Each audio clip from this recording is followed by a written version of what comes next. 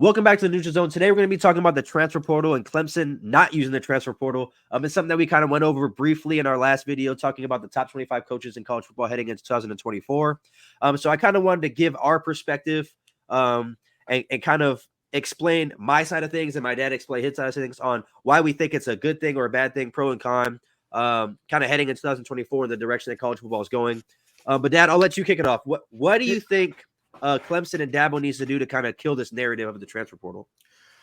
So there are so many different angles you can go on this topic. So if I said, how do they kill this angle?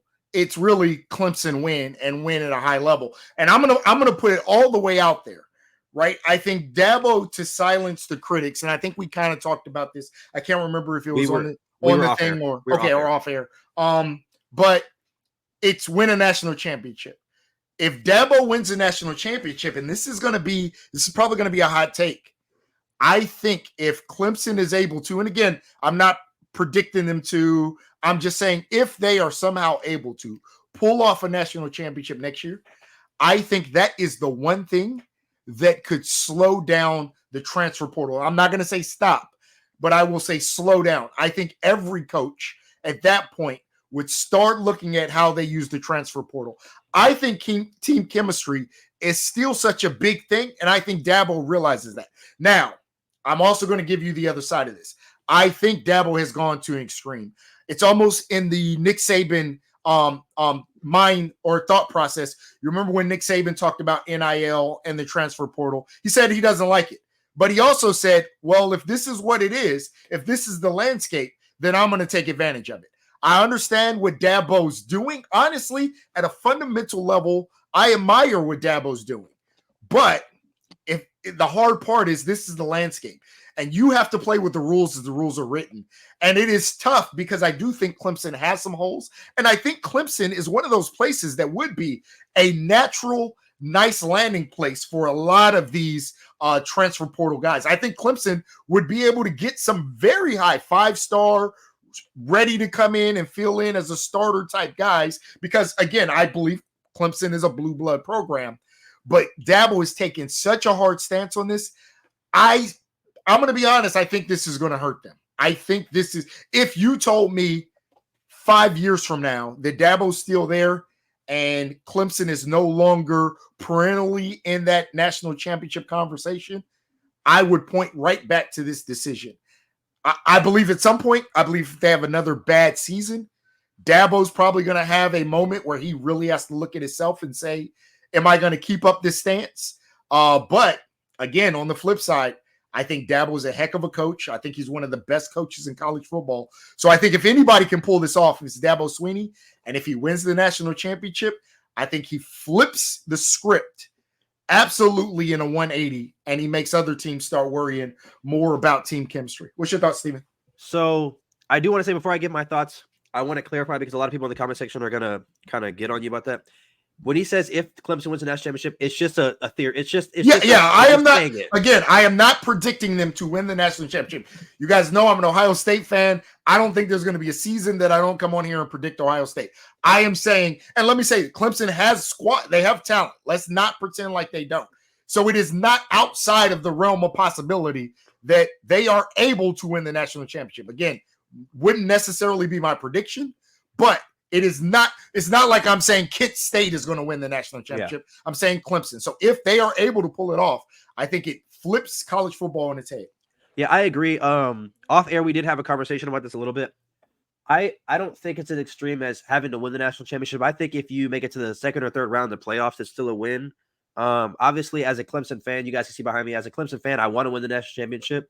But when I look at the transfer portal, I've said this before, I trust what Dabo has built at Clemson. If he feels like he can win without it, then I'm going to stand by that if he can win without it.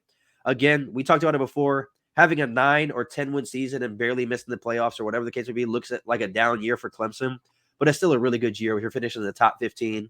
Obviously, we finished outside the top 25 last year. We had some close losses. But I truly think early on when Dabo wasn't using the portal, I wanted him to use it. But then I saw an interview recently, and he said, when it comes to the portal, all of these guys are leaving schools for a reason. It's not like they're leaving. Like, for example, you had Cormani McLean, the former number 1 overall corner as a recruit. He just left Colorado. And then him and Deion Sanders are going back and forth on social media because of him saying Cormani McLean doesn't have a good work ethic, yada, yada, all this. There's a reason why players are not playing at given programs that are worse than Clemson, and they're better players, and now they're having to go somewhere else.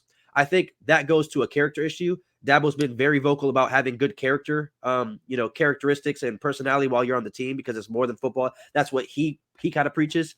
So other than like a guy like Quinshon Judkins or like Caleb Downs, everybody else that has been in the portal outside of the Jackson State guys who moved over to Colorado, I don't feel like a lot of those guys could just come into Clemson and have an immediate impact over the guys that we recruited. And that's, again, I'm not being biased, but it's just realistic. Clemson has had a top 15 recruiting class at least over the last decade.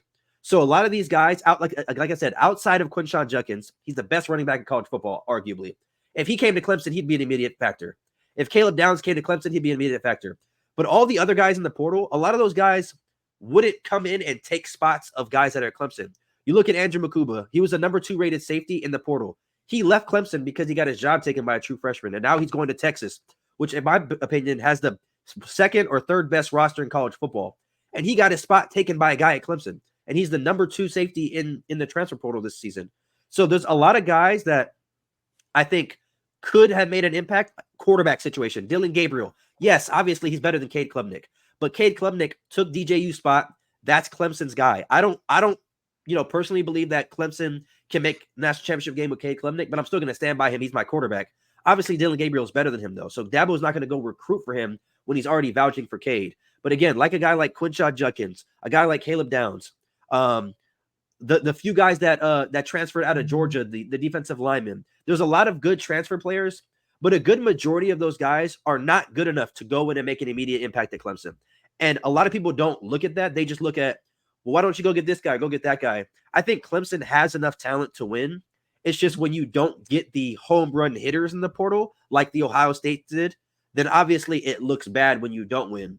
But outside of, again, the really upper echelon top guys, the rest of the guys are as good, if not worse, than the players that are already at Clemson when you're looking at star potential. And if somebody is transferring out of a school, chances are they didn't have much production at that school, unless they're transferring from a small school like Jamari Thrash going from Georgia State to Louisville. Obviously, you had a lot of stats at a smaller college, so I get that.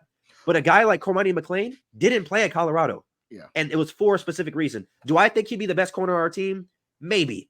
But at the end of the day, he left Colorado, and Colorado is not a better program than Clemson is. So I don't harp too much on us not using the portal unless, like you said, 3, 4, 5 years going on the line, we haven't had a playoff appearance or we haven't had a playoff win.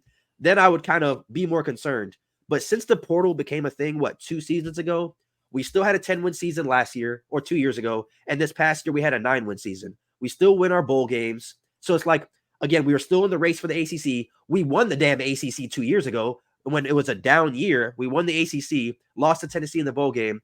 So I think people have to stop this narrative that the transfer portal is the end all be all until we have a bigger sample size. Yeah. Because outside of Colorado, that's the only team, and Florida State, those are the only 2 teams that really went to the portal heavy and hard and had success. And Colorado, you can't really say had success. They exceeded their expectation of 1 win, but Florida State really had success. So I give them and Mike Norvell credit, but no other team has really done it yet. So you can't say that's the recipe yet.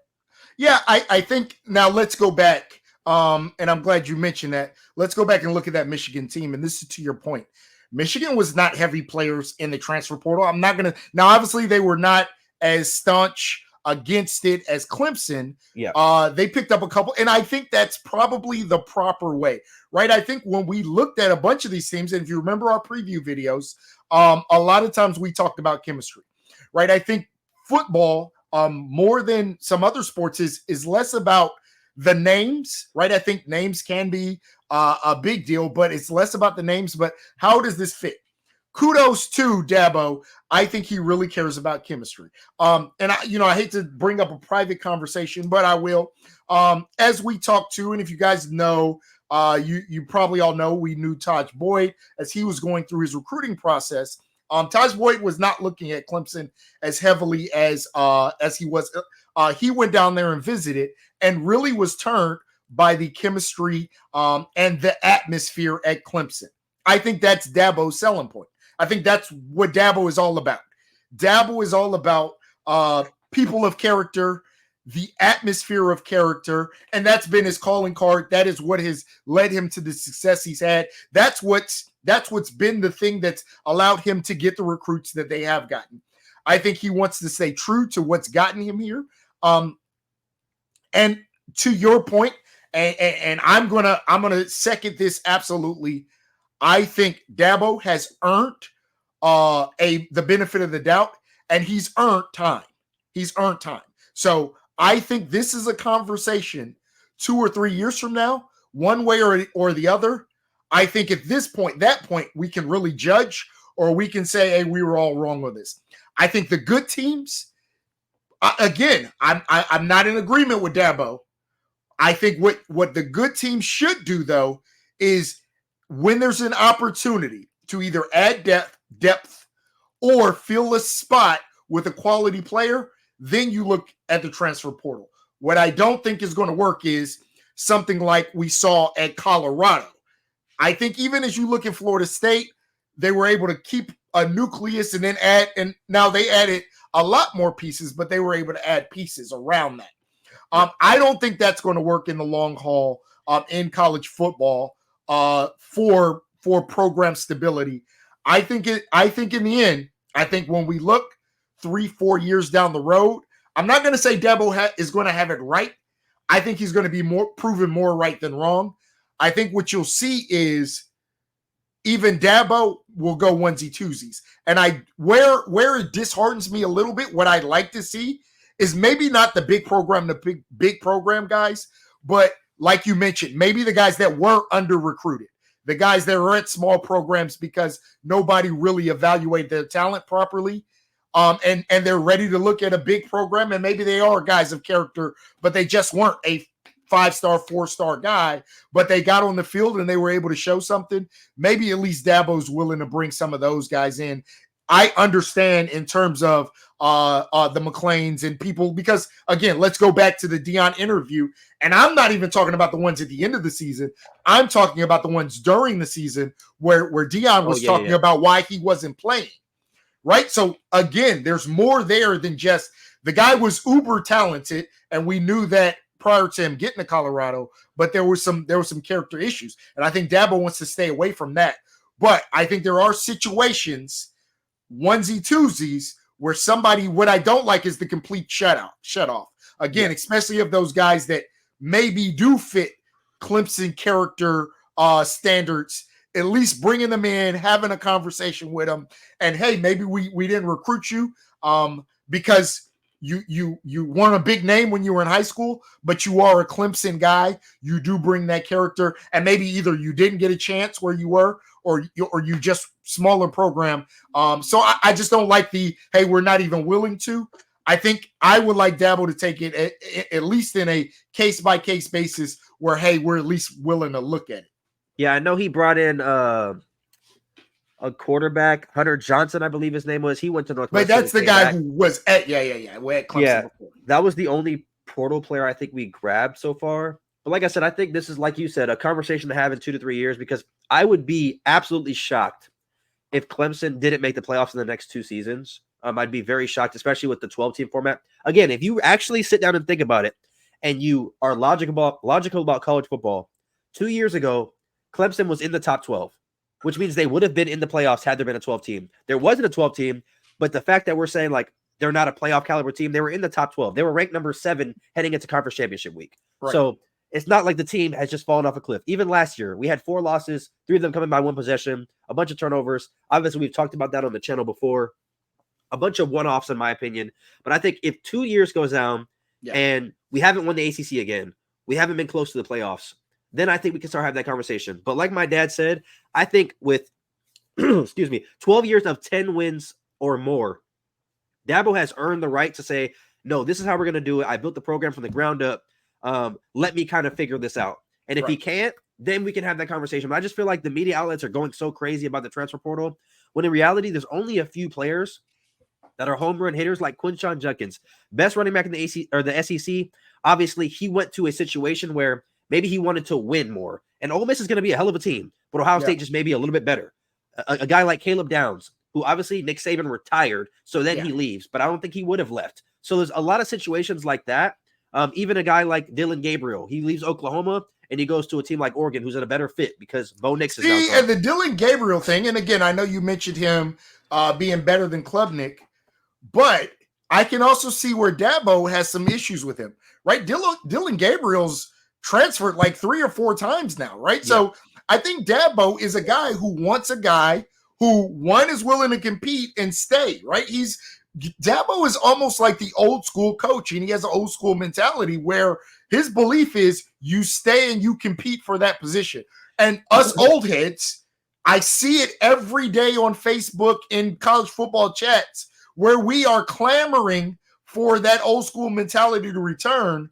Well, you can't do that and then blast Dabo for having an old school mentality, which says that, hey, when you come, I want people who want to come here and are willing to compete day in and day out. If that takes 2 or 3 years, then when you get the job, hey, maybe you value it a little bit more. Yeah, I agree. But that's just our thoughts on Clemson and the transfer portal. Obviously, we have a live show coming Sunday in 2 days. We're going to be talking about all things college football. Obviously, we haven't been live in like 2 months, so it's going to be fun to kind of engage with you guys and talk some football with you guys. We're going to do every Sunday. Once again, I believe we used to do 7 or maybe 8 or 9, something like that, for the Eastern. So we're definitely going to post that on the channel for you guys to see. We're going to continue to post every 2 days or so. Let us know what you guys want to see. And let us know what you guys think about this topic in the comment section. What do you guys think about Clemson and Dabo in the transfer portal?